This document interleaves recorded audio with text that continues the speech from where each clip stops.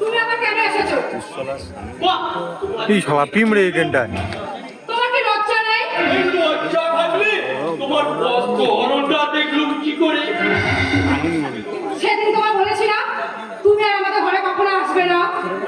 বললেই বা তাহলে আমি অভিমান করে বসে থাকবো? তোমাদের দুঃখ কষ্টের সময় আমরা আমার লোক আপনার লোক হয়ে তো বুঝে বসে থাকবো? তুমি আমাদের দুঃখ কষ্টের ভাগ লাঘব করতে এসেছো? তবে ওরা ভিক্ষা করে বাড়ি ফিরুক, তারপরে এসো। না ভাই, ওদের মুখ আমি দেখবো না, ওরা বড় খারাপ লোক। অগ্নিপতির মান ডাকে না, সেদিন আমার কি অপমাননাই করলো। অপমান আমিও করেছি। মেয়ে ছেলের অপমান আমি সহ্য করবো, পুরুষ হয়ে পুরুষের অপমান আমি সহ্য করবো না।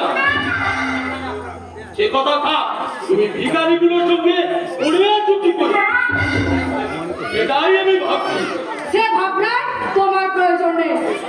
নিশ্চয়ই আছে।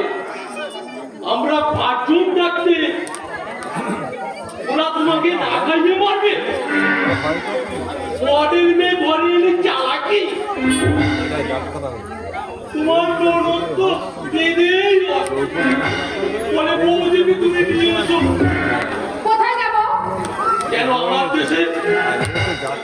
জয় তো তোমার আজ রন্ধা কথা শুনি, আর এখানে এক মুহূর্ত অপেক্ষা করলে আমি তোমাকে রক্ষা করতে পারবো না। তুমি তাহলে যাবে না? না, আমি যাবো না। ওকে জলটা দে। আমি পদাঘাত করি। আরে পদাঘাতটা আমার বাড়িতে গিয়ে করো। পেটে খেলে পিটিয়ে ছয়, চলে এসো। ছাড়ো, ছাড়ো বলছি।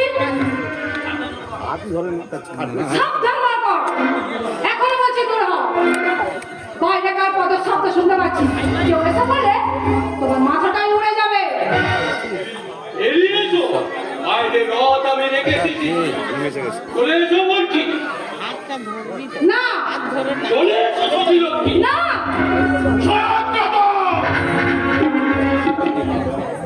এই মরকটাকে বুঝিয়ে দাও।